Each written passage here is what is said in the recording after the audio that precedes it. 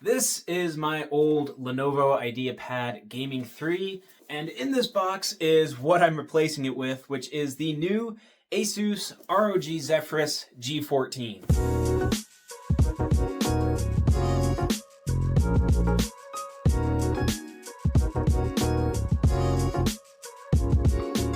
Now, the laptop I have is pretty outdated and has pretty low specs compared to systems nowadays. It's got an RTX 3050, an 11th gen i5, and only 16 gigs of RAM, and it's starting to slow down, so I really needed something that could keep up with my video editing, gaming, and things like that. I use this cool dragon knife to open this thing up.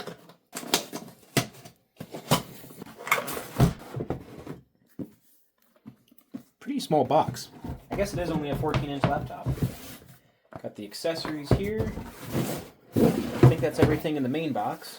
So I'm going to take a real quick look at the accessories first. Looks like we got our charging cable. It is a proprietary charging cable here, but let's see how many watts is this power brick. We got a 180 watt charging power brick here, and then our cord, of course, as well. Getting into the laptop now. This is a super premium feeling box, which this is a pretty premium device, so I would expect nothing less. Alrighty, here we go. Woo-hoo-hoo. There it is. Got this nice pull tab here. My goodness, this is a gorgeous laptop. So I got this one in the silver and white color. See if there's anything else in here. So in this little door here, we've got like instruction manuals, warranty information, stuff like that.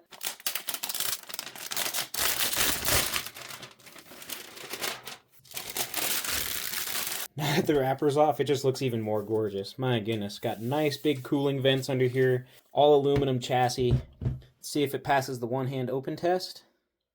It absolutely does, no problem.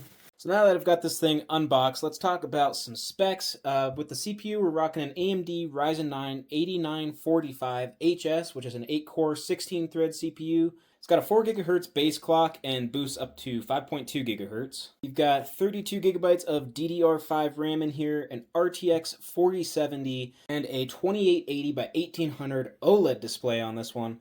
So this thing is definitely packing some specs. Oh, it's also got a 1TB NVMe SSD in here as well. So taking a look at the port selection on this laptop, we got a micro SD card slot, a USB Type-A, and a USB Type-C on the right side, which also acts as DisplayPort as well.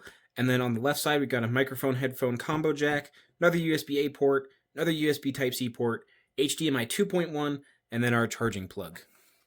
So I went ahead and installed all my apps, files, games, all that sort of thing. The very first thing I noticed opening up this laptop and using this laptop is this display just looks so incredible. It's a glossy finish, which I really like. I'm not a huge fan of the matte finish displays. I like the glossy much better. And here we can see it's got that 2880 by 1800 resolution. Again, it's an OLED display, so the pixels actually shut off when it displays like black images, and it just makes colors pop so much more. I see it's at 60 Hertz, so we're going to pop this up to 120 Hertz. Oh my goodness, that looks so much smoother. The other thing I really love about this laptop is the keyboard and trackpad. The trackpad is really nice and large. There's my hand for size comparison. It's glass topped, so it just feels really good. The click is just quality, satisfying. There's no like weird, yeah, it's just a great trackpad.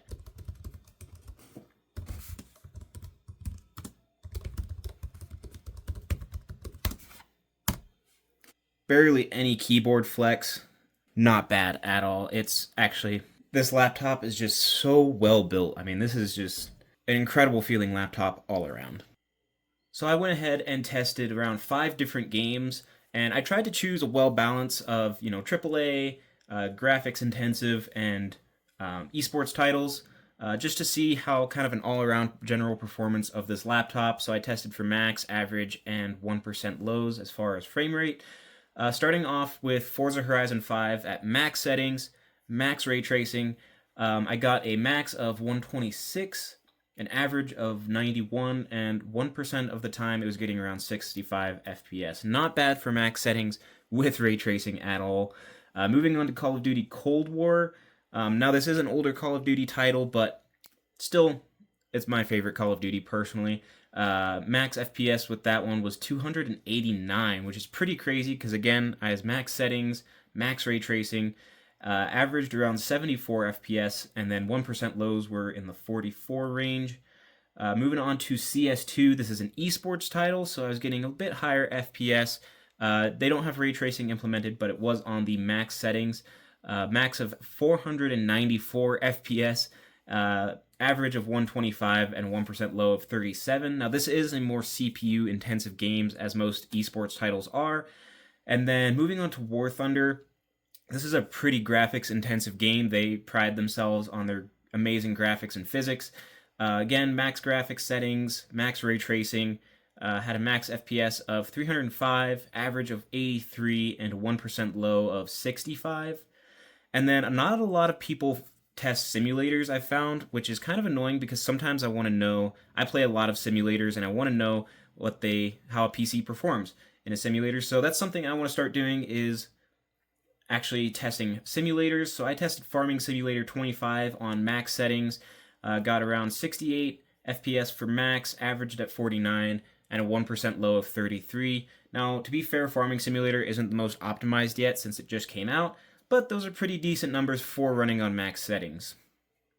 I also ran a Cinebench R23 test to test the CPU out in single core. It got a score of 1,757, and then multi-core scored around 15,305, which is quite good.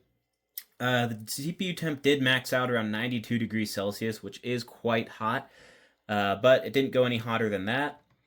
I also did a test rendering a 4K, about a 10-minute long video. The Zephyrus G14 did it in 10 minutes, which is quite impressive, and I compared it to my Lenovo IdeaPad Gaming 3, which took 36 minutes to render the same video. So Zephyrus G14 definitely quite a bit faster as far as rendering video and just overall processing power. The other thing that I am quite happy with this laptop is the speakers. Now you have two speakers along each side of the keyboard here, and then on the bottom of the laptop, you actually have subwoofers on each side of the laptop as well. So this thing sounds really good. Take a listen.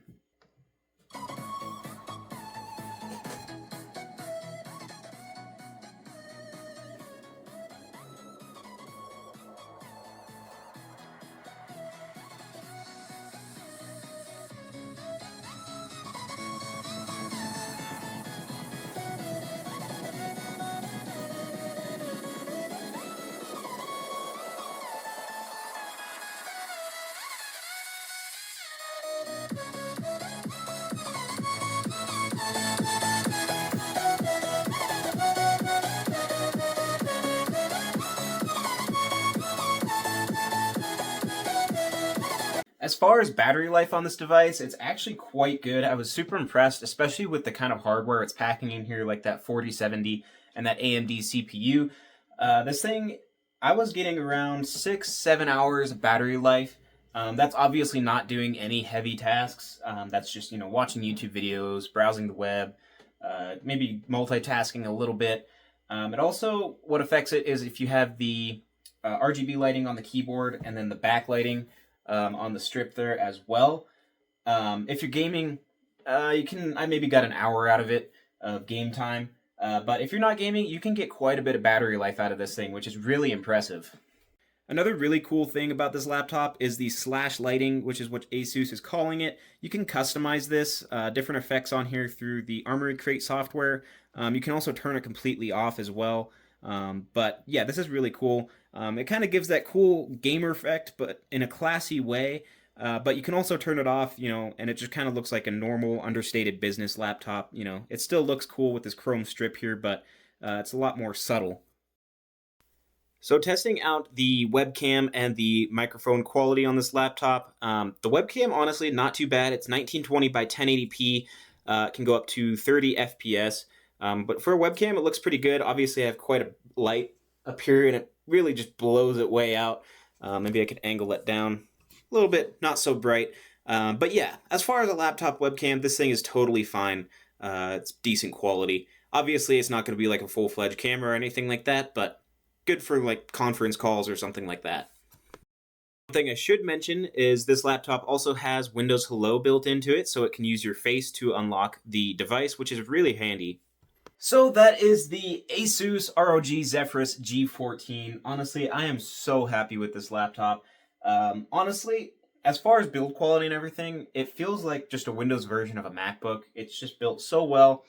Um, the screen's so amazing. The speakers are amazing.